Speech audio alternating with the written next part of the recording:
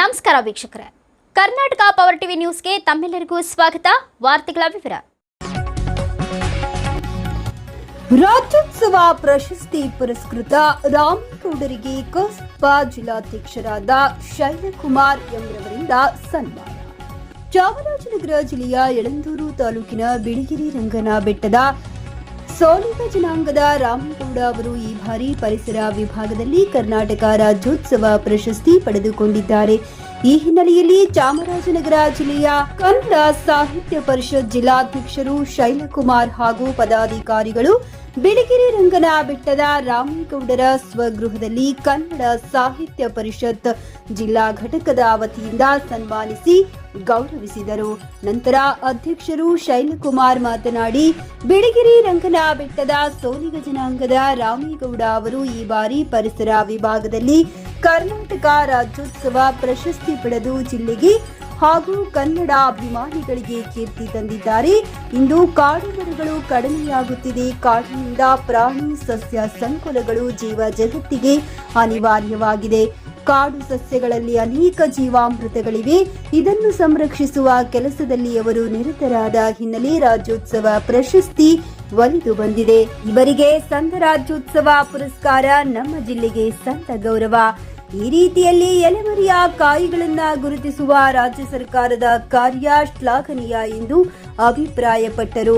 ಬಿಳಿಗಿರಿ ರಂಗನ ಬೆಟ್ಟದ ಗ್ರಾಮ ಪಂಚಾಯಿತಿ ಮಾಜಿ ಅಧ್ಯಕ್ಷರು ಪ್ರದೀಪ್ ಕುಮಾರ್ ಮಾತನಾಡಿ, ರಾಮೇಗೌಡರು ಬೆಟ್ಟದ ಕಾಡಿನ ಪರಿಸರದಲ್ಲಿ ಬೆಳೆದಿದ್ದಾರೆ. ಆದರೆ ಇತ್ತೀಚೆಗೆ ಗಿಡಗಳ ಸಂತತಿ ನಶಿಸಿ ಹೋಗುತ್ತಿದ್ದು, ಇದನ್ನ ಸಂರಕ್ಷಿಸಬೇಕೆಂಬ ಉದ್ದೇಶದಿಂದ ತಮ್ಮ ನರ್ಸರಿಯಲ್ಲಿ ಔಷಧಿ ಗಿಡಗಳನ್ನು ಬೆಳೆಸಿ ಅತ್ಯಂತ ಕಡಿಮೆ ಬೆಲೆಗೆ ಮಾರಾಟ ಮಾಡುತ್ತಿದ್ದಾರೆ.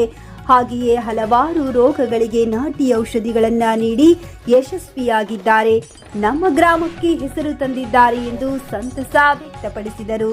ನಂತರ ರಾಜ್ಯೋತ್ಸವ ಪ್ರಶಸ್ತಿ ಪುರಸ್ಕೃತ ರಾಮೇಗೌಡ ಮಾತನಾಡಿ, ರಾಜ್ಯೋತ್ಸವ ಪ್ರಶಸ್ತಿ ಲಭಿಸಿರುವುದು ಅತ್ಯಂತ ಖುಷಿಯಾಗಿದೆ. ಗಿಡಗಳನ್ನ ನನ್ನ ಮಕ್ಕಳಂತೆ ಪೋಷಿಸುತ್ತಿದ್ದೇನೆ. ಅರಣ್ಯ ಎಂದರೆ ಬಹಳ ಇಷ್ಟ.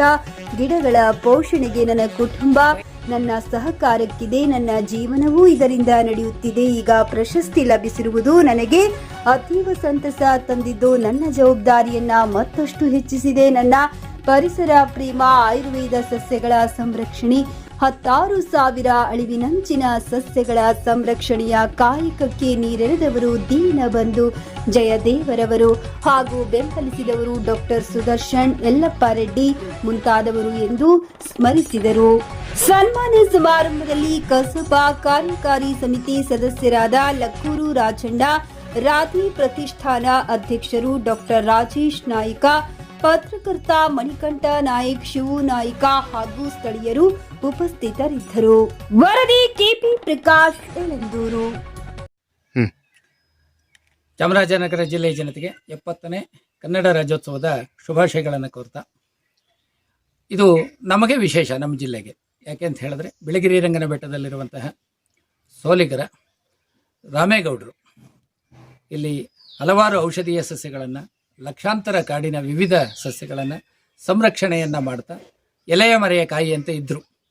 ಇವರನ್ನು ಕರ್ನಾಟಕ ಸರ್ಕಾರ ಗುರುತಿಸಿ ಈ ವರ್ಷದ ರಾಜ್ಯೋತ್ಸವ ಪ್ರಶಸ್ತಿಗೆ ಆಯ್ಕೆ ಮಾಡಿರೋದು ನಮ್ಮ ಜಿಲ್ಲೆಯ ಎಲ್ಲರಿಗೂ ಹೆಮ್ಮೆಯನ್ನು ತಂದಿದೆ.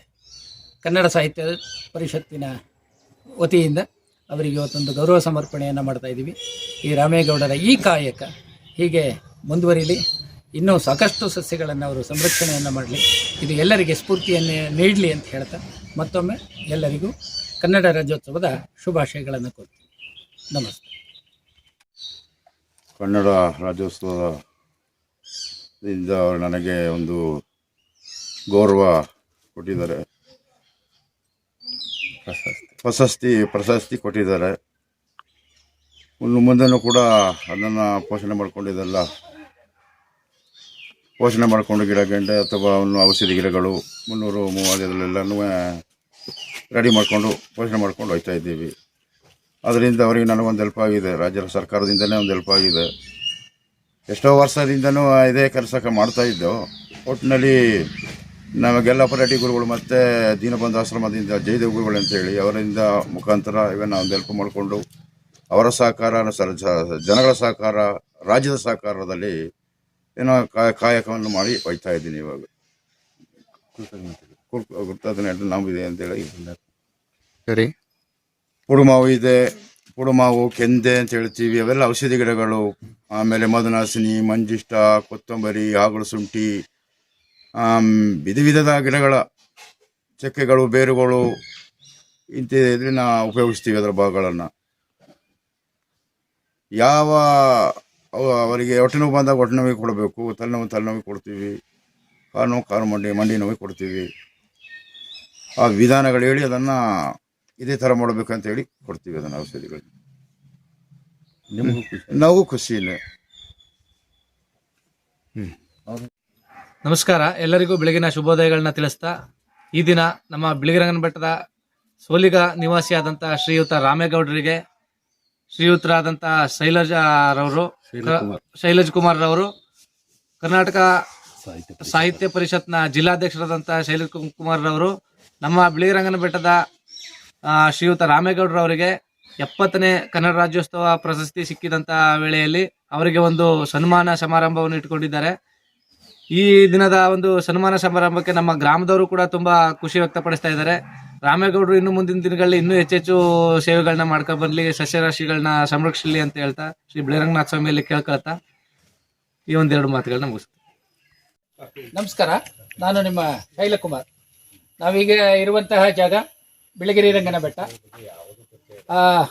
ಬಿಳಿಗಿರಿ ರಂಗನ ಬೆಟ್ಟದಲ್ಲಿ ಒಬ್ಬರು ತುಂಬ ಇಂಪಾರ್ಟೆಂಟ್ ಇವತ್ತಿಗೆ ಇರುವಂತಹ ವ್ಯಕ್ತಿ ಅಂತ ಹೇಳಿದ್ರೆ ನಮ್ಮ ರಾಮೇಗೌಡರು. ಇವರು ರಾಮೇಗೌಡರು ಡಾಕ್ಟರ್ ಸುದರ್ಶನ್ ಅವರು ಬಿಳಿಗಿರಿ ರಂಗನ ಬೆಟ್ಟದಲ್ಲಿ ವಿವೇಕಾನಂದ ಗಿರಿಜನ ಕಲ್ಯಾಣ ಕೇಂದ್ರವನ್ನು ಪ್ರಾರಂಭ ಮಾಡಿದಾಗ ಇವರ ಪ್ರತಿಭೆಗಳನ್ನು ಗುರುತಿಸಿ ಇವರಿಗೆ ಪ್ರೇರಣೆಯನ್ನು ಕೊಟ್ಟವರು. ಆ ಪ್ರೇರಣೆಯನ್ನು ಪಡೆದುಕೊಂಡು ನಶಿಸಿ ಹೋಗುತ್ತಿದ್ದಂತಹ ಔಷಧೀಯ ಸಸ್ಯಗಳು, ನಶಿಸಿ ಹೋಗುತ್ತಿದ್ದಂತಹ ಅರಣ್ಯದ ಇತರ ಸಸ್ಯಗಳನ್ನು ಸಂರಕ್ಷಣೆಯನ್ನು ಮಾಡುವ ಹವ್ಯಾಸವನ್ನು ಇವರು ಇವರ 1.5 ಎಕರೆಯಲ್ಲಿ.